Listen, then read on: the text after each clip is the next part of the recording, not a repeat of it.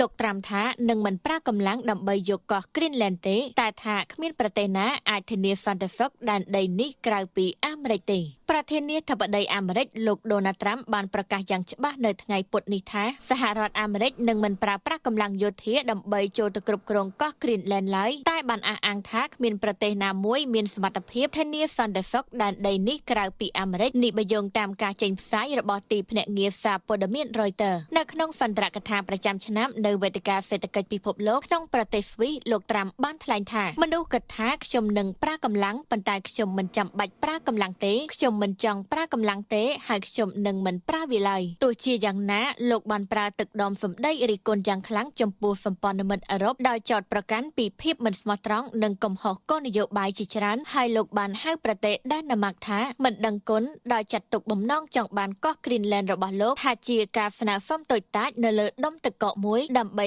ការពារពិភពលោកបានបន្ថែមថាខ្ញុំកំពុងតែស្វែងរកការចរចាជាបន្ទាន់ដើម្បីពិភាក្សាម្ដងទៀតអំពីការទិញយកកោះ Greenland ដោយសហរដ្ឋអាមេរិក